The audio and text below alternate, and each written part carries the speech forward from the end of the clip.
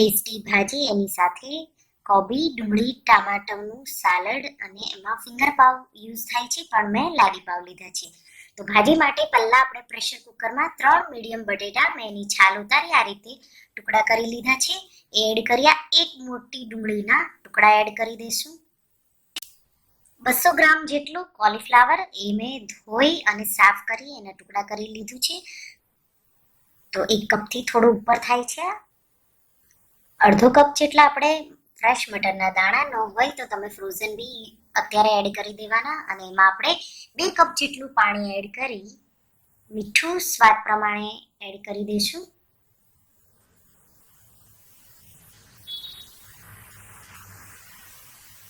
અને કુકરનું ઢાંકણ લગાડી આપણે 3 થી 4 વિસલ મીડિયમ આંચ ઉપર કરી લેવાના. તો મીડિયમ આંચ ઉપર 4 વિસલ થઈ ગયા છે. પ્રેશર જાતે નીકળી જાય પછી આપણે કુકર આ રીતે ખોલી લેવાનું અને પાણી આપણે એક બાઉલમાં કાઢી લેશું અને પછી આપણે જરૂર પડે ત્યારે એ યુઝ કરશું. તો એ પાણી ફેંકવાનું નથી, આપણે ભાજીને પાતળી જાડી કરવા એડજસ્ટ કરવા માટે એ પાણી આપણે રાખવાનું છે. અને બધા વેજીટેબલને આ રીતે મેશરથી સારી રીતે મેશ કરી દેવાનું. તો થઈ ગયા છે. હવે હું એક પેસ્ટ બનાવી લઈશ. તો મિક્સર જારમાં અડધો કપ મેં ધાણા, 5 લીલા મરચાં, કે પછી તમારા સ્વાદ પ્રમાણે તમારે કેટલી ભાજી તીખી બનાવવી છે એ પ્રમાણે લેવાનું. આ મરચાં બહુ તીખા નથી એટલે મેં 5 લીધા છે. અડધો કપ લીલું લસણ કાપેલું મેં લીધું છે. જો તમને મળે તો આ જ યુઝ કરો, નહીં તો પછી તમારે 10 લસણની કળી લઈ લેવાની. 1 ઇંચ આદુના ટુકડા લઈ લેવાના અને આપણે આને પેસ્ટ બનાવી લઈશું. તો તમે જોઈ શકો છો આવી પેસ્ટ. હવે એને હું સાઈડમાં મૂકી દઈશ.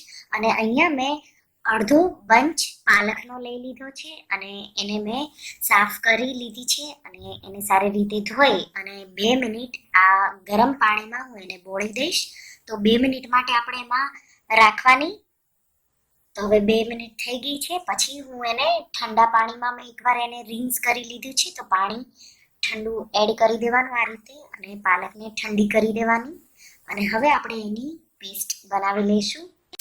આ રીતે પાલકની પેસ્ટ બનાવશો તો જે ગ્રીન પાવભાજી છે એકદમ ગ્રીન બનશે. તો આ પ્રોસેસથી તમારે બનાવવાની. તમારે વધારે એડ કરવી હોય તો વધારે બી એડ કરી શકો છો. તો હવે આપણે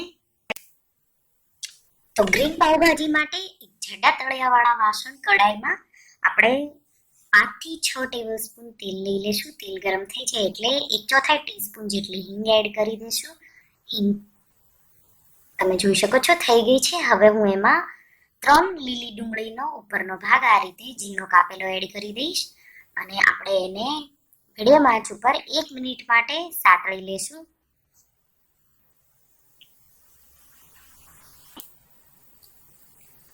એક મિનિટ થઈ ગઈ છે અને ડુંગળી સતળાઈ ગઈ છે. તો મેં 3 લીલા ટમેટા, કાચા લીલા ટમેટા લીધા છે. તો આનાથી ભાજી છે એ ગ્રીન બનશે. એને મેં આ રીતે એકદમ ઝીણા કાપી લીધા છે અને એને એડ કરી દીધા છે. મીઠું આપણે ટમેટા પ્રમાણે એડ કરી દઈશું. આપણે વેજીટેબલ બોઇલ કર્યા ત્યારે આપણે એડ કર્યું છે. તો અત્યારે આપણે ટમેટા પૂરતું જ મીઠું નાખી અને ટમેટા સોફ્ટ થાય ત્યાં સુધી થવા દેવાના છે. તો લગભગ 5-1 મિનિટ જેવું થશે ટમેટાને સોટે થતા સતળાતા.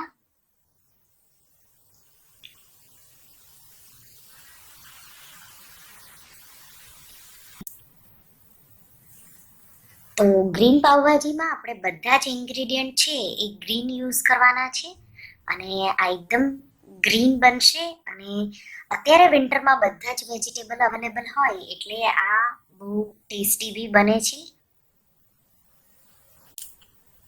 અને જો તમને લીલું લસણ મળે તો તમે લીલું લસણ જ યુઝ કરજો. તો વચ્ચે વચ્ચે ટમેટાને આપણે સ્ટર કરતા સોફ્ટ થાય ત્યાં સુધી આપણે થવા દેવાનું છે.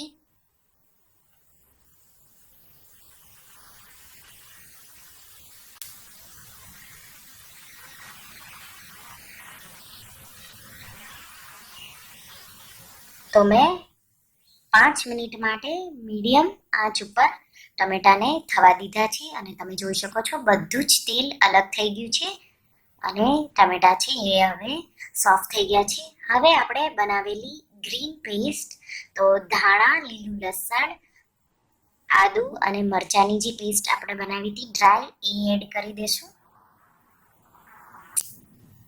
અને હવે આ પેસ્ટને આપણે 3 થી 4 મિનિટ તેલ છૂટું પડે પેસ્ટમાંથી ત્યાં સુધી થવા દેવાની છે. તો તમે જોઈ શકો છો એકદમ ગ્રીન કલર થઈ ગયો છે.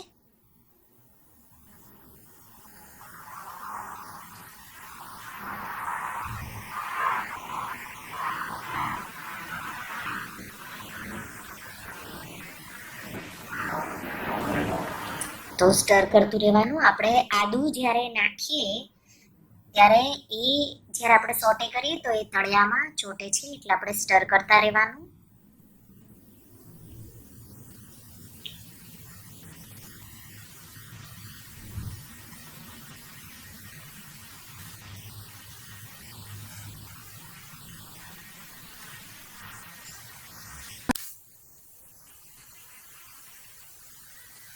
તો મેં મીડિયમ ટુ લો આંચ ઉપર આ પેસ્ટને 5 મિનિટ માટે સાતળી લીધી છે અને તમે જોઈ શકો છો તેલ છૂટું પડી ગયું છે. પાવભાજીના સારા ટેસ્ટ માટે તમારે આ પેસ્ટને છે એકદમ સારી રીતે સાતળી લેવાની. કાચી બિલકુલ ન રહે તો જ પાવભાજીનો ટેસ્ટ છે એ બહુ સારો આવે. તો આ સારી રીતે હવે સતળાઈ ગઈ છે.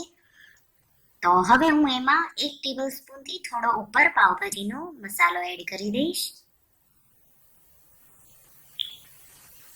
તો ગેસની આંચ હવે મેં સ્લો કરી લીધી છે અને આપણે મસાલાને 1 મિનિટ જેટલું સાતળી લેશું. 1 મિનિટ જેવું થઈ જાય એટલે તરત જ આપણે બનાવેલી પાલકની પેસ્ટ એડ કરી દઈશું.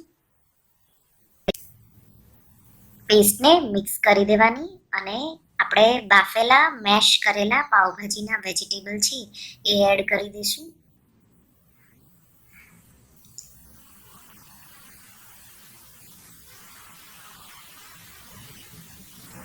મિક્સ કરી દઈશું અને જે આપણે પાલકની પેસ્ટ બનાવી એ મિક્સર જારમાં જ્યારે વેજીટેબલ આપણે બોઇલ કર્યા એ પાણી એડ કરી દઈશ અને એને આપણે આમાં એડ કરી દઈશું.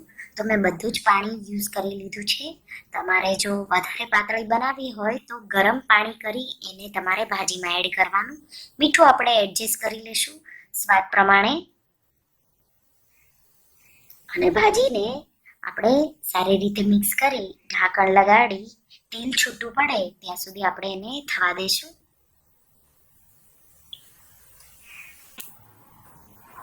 વચ્ચે વચ્ચે મિક્સ કરતા જશો આ રીતે. અને જો તમે તેલ ઓછું યુઝ કર્યું હોય તો તમે ઉપરથી તેલનો વઘાર લીલા લસણમાં વઘાર કરીને બી એડ કરી શકો છો. આ રીતે પાઉંભાજીને સારી રીતે ચડવા દેવાની. તો લગભગ 4 મિનિટ જેવું થયું છે. તેલ છૂટું પડવા માંડ્યું છે. એકવાર મિક્સ કરી હજી આપણે 2 મિનિટ માટે ઢાંકી દઈશું.